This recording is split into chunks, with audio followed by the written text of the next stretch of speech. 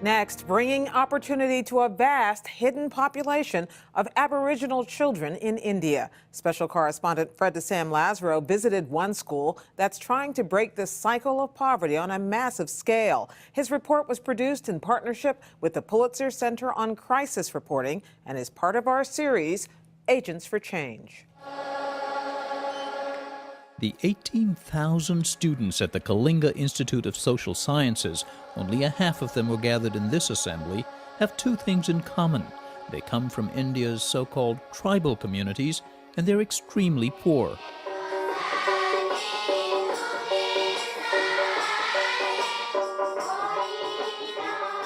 The school offers grades 1 through 12 and is an ambitious attempt to transform their lives.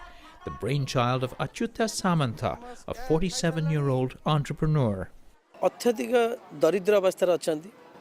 The children who come here to study, they are stricken with poverty and illiteracy, and their parents themselves have not had much of an education. My goal is to eradicate poverty through education and bring them into the mainstream. Though not a tribal member himself, Samantha grew up in poverty, but he was able to use scholarships to get a college education. In the 90s, Samantha founded a private university offering high-demand degrees in engineering, business, and medicine, just as the Indian economy took off here in eastern Bhubaneswar and in cities across India. Revenues from the Kalinga Institute of Industrial Technology largely fund the school for tribal children.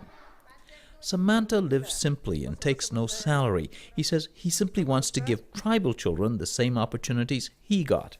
The major difference between the urban poverty we see and the poverty among Aboriginal people is that the Aboriginal people who live in the forests are completely cut off in terms of awareness of the outside world.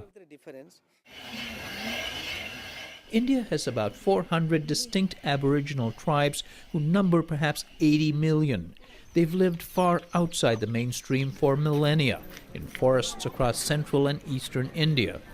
British colonization and, in recent times, corrupt or absent governance and mining activity have all displaced tribal people and helped spawn a radical Maoist insurgency, says Macalester College professor James Lane. In terms of their social status, they more or less translate as similar to untouchable castes. You're completely left out. And someone comes along and says, we'd like to create an egalitarian society. That might be very attractive to a young person of tribal background. The Maoist movement is about 4 decades old and has turned increasingly violent in recent years. In May, Maoist guerrillas ambushed a convoy and killed several regional political leaders and their bodyguards, the most recent of some 6,000 deaths over the years, many of innocent tribal members. There's a big chunk of India which is largely forested, where fundamentally the government does not reach. And it's in one corner of the region, eastern Orissa state, that the Kalinga school has reached out. Education offers the best alternative to the path of the Maoists. Here, education begins with meeting the most basic needs on an industrial scale and free of charge to the students. Now they are going for lunch. How many students? It is approximately now 8,000 plus are going for lunch. 8,000. These students followed 10,000 others who'd just finished. It takes 4 shifts of 45 minutes each to get everyone their lunch, most days a staple rice and lentil curry. They'll be back a few hours later for supper. With the exception of the actual cooking, students help out with almost everything, serving food, cleaning, even producing their own clothing. For us, the challenge is finance. If I would have more finance, I would have been able to give them more comfortable. With more money, he said, he'd provide better food and more comfortable living conditions. Dormitories are so crowded, some younger children must share bunks. The academic challenge is even greater. The school has to teach students from over 60 tribes with distinct languages and customs. Our major concern was how to bring all these children under one roof and mold a single curriculum without sacrificing their own heritage and traits. So over the years, we have tried to strike a balance. Students spend time in craft work and programs to help preserve and retain indigenous traditions and languages. Classes are taught in the official regional language, Oriya, until high school, when students switch to English. We caught some of them practicing one evening. And you see, the students are studying and They marveled at what for them certainly were uncrowded classrooms and other images of everyday life in America. Both pictures and this conference room were donated by the U.S. Embassy, one of several foreign missions that have offered some support to the school. there is a flag of USA flag because it shows that how they love their country very much. And on a scale not usually seen in India, this school places huge emphasis on sports to build discipline and camaraderie. Students have all sorts of options: the Indian sport of kabaddi, basketball, and even American baseball. But the hands-down popular sport is rugby. The game has taken many students far from their rural homes. It began with a chance visit from members of a Bombay rugby team a few years ago and caught on quickly. So this is 2011 London. This is 2007 London. Kalinga teams have participated in tournaments in Australia and England, sponsored by professional rugby organizations. Almost as heady as winning this tournament over a South African team was the chance to travel abroad, to tour London, says senior Hadi Maji. We trained in Calcutta for the tournament.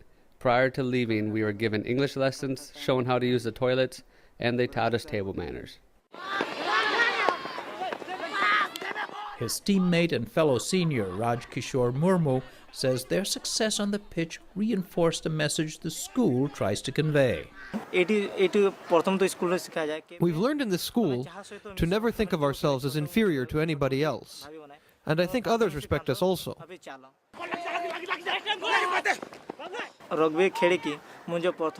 Rugby has taught me a lot of things, most importantly discipline, which is critical when you're learning the intricacies of the game.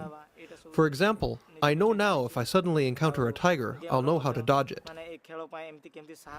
For parents, having children in school means fewer hands to help out with the daily struggle for survival. But Hadi's father, Mangala Dangda Maji, says he's happy to have secured his son's future.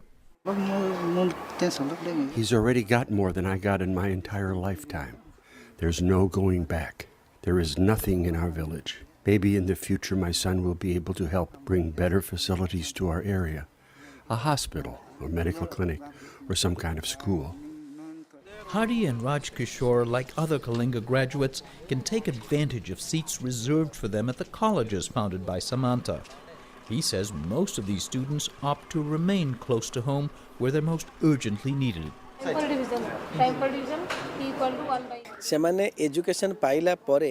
I don't want these children, once educated, to remain primarily in urban areas. Rather, we would like them to be agents of change in their own communities. To do that, he plans to open 20 branches of the Kalinga Institute of Social Sciences in rural communities across the region. There is a slideshow of images from the Kalinga school, plus more on life in India's Aboriginal communities online. You can find a link to the Pulitzer Center's website on our homepage. Fred's reporting is a partnership with the Undertold Stories Project at St. Mary's University in Minnesota.